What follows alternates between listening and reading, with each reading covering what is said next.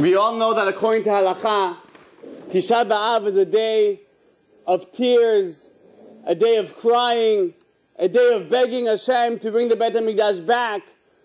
But the truth is, today we've kind of turned Tisha BaAv into another day. It's a day of inspiration.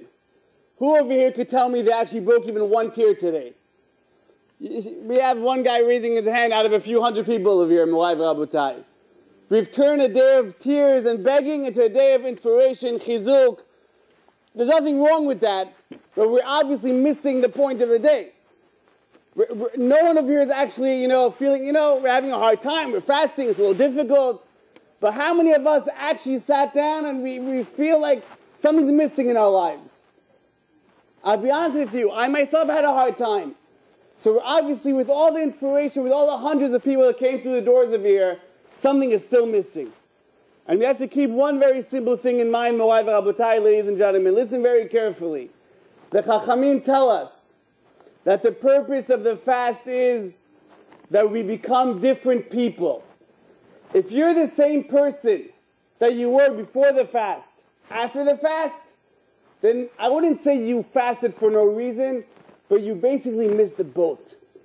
Every single person, as we're sitting here, we're tired, we're hungry, we're exhausted, but we have to keep in mind, this is to show us how fragile we are.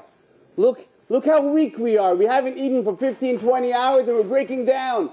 Rabbi, what time does the fast end? Is there a lenient opinion on this matter? Could we... M'Rav Rabotai, look how weak we are. We can't handle it.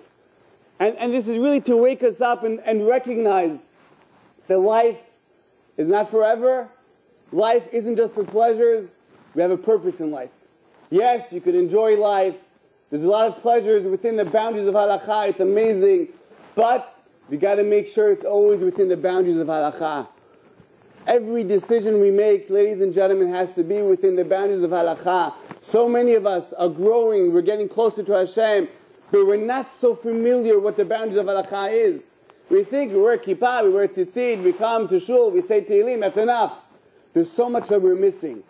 So the first thing is, now that we're about an hour and a half away from the fast coming to an end, we have to realize that the way you are right now, the hachna'ah that you have, the kind of, you could say that we have some sort of we have our heads down. We realize we're not all that.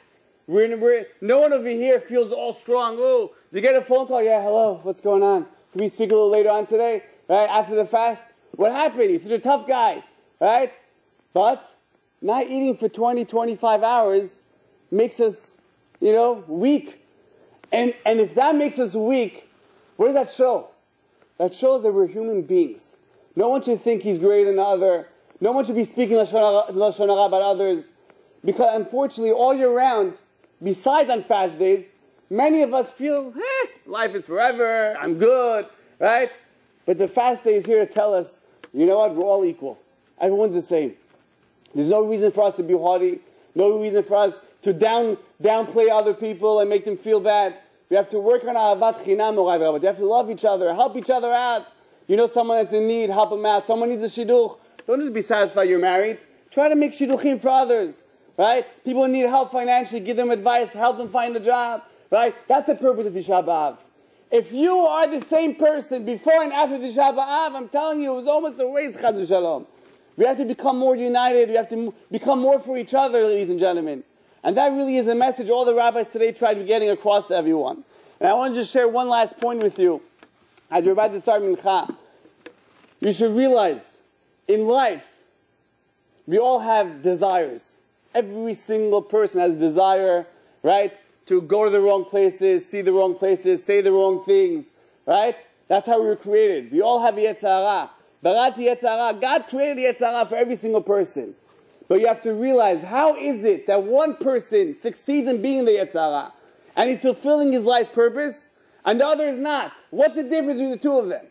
You can take two guys who were born into the same family, in the same conditions, went to the same schools, whether it's a yeshiva or a public school, but here you have this guy, he's 25, 30 years old, or this girl that's 25, 30 years old, and she's keeping Shabbat, she's building a life of Torah and family purity, and the other one's not. This guy's learning every day and the other one's not. What's the difference? They came from the same background. And the Ochot Tzadikim says one very simple thing, and it's a lesson that, I'll be honest with you, it really changed my life, and I'm sure it can have a big impact on your life. Says the Ochot Tzadikim, there's one difference. One person lets his emotion control his mind. The other person has his mind in control of his emotion. That's it. That is the key to life. If a person lets his emotion control himself, then you know what? You always run after your pleasures. Instant gratification. Someone gets you upset, you embarrass him. Someone has something to say. Yeah, let me hear. What did she do? What did he say? Why were they fighting?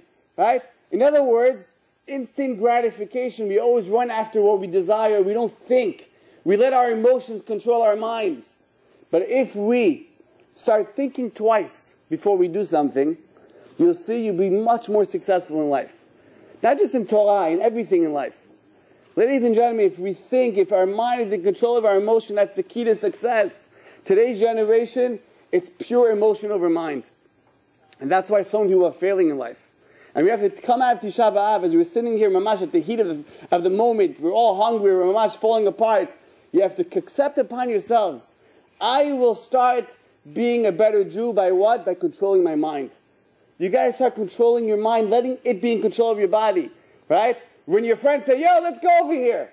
Before you say yes and jump up all excited, think, should I be going there?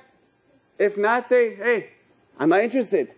Did you hear what happened? What do you mean, what happened? What do you want to tell me about? No, about Reuven. I don't want to hear. Right? In other words, if we let our mind in control of our emotion, then we're going to be on the right track. That's the key. Married, single, old, young, that's the key in life. That is the key. The Ochot Tzadikim says it, have your mind in control of your emotion.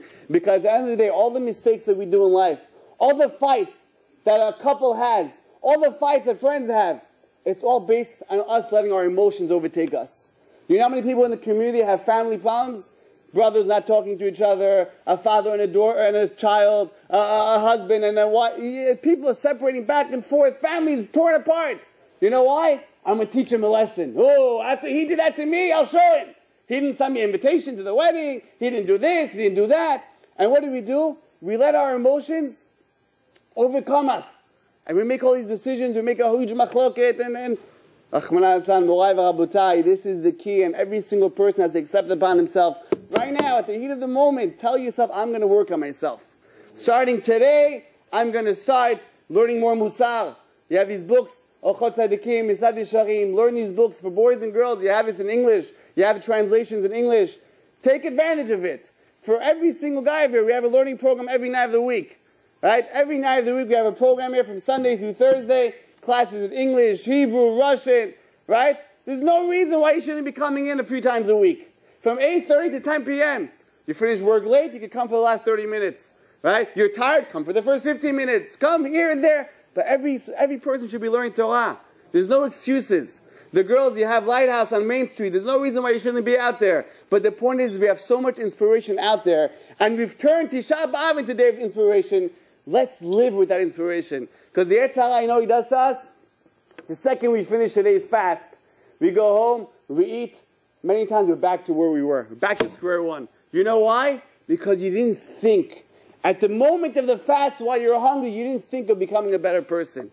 You just thought of, should I make lasagna tonight? Should I make this? Where should I go? That's what we thought about. Right? So therefore, mamash, right now, we're going to end a few minutes early before mincha. You could decide to go chat with your friends, send a text message. You could actually decide to think about where you're standing in life. Says in Misad Yesharim, there's one thing the Yetzer Hara does not want you to do. He doesn't want you to think about where you're standing in life. Religious-wise. Are you fulfilling your purpose or not? He doesn't want you to think. You could have guys over here that are wearing tefillin every day, praying mincha, shacharit, arvit, right? And they're eating kosher, right? And you have girls that are covering their hair and they're saying tehillim. Great. And they're doing the same thing since they're 20, till they're 30, till they're 40, and 50, and 60. They don't change one bit. They're the same person. Because they don't internalize what they're doing. They're robots, right? That's a major, major mistake that many of us make. We have to realize by learning Musar, by learning Torah every single day, you become a different person. And for anyone that thinks that, I'm good where I am, I'm perfect, I've chosen where I am in religion, I'm good from where I am. you should have another mistake. I heard a beautiful mashal.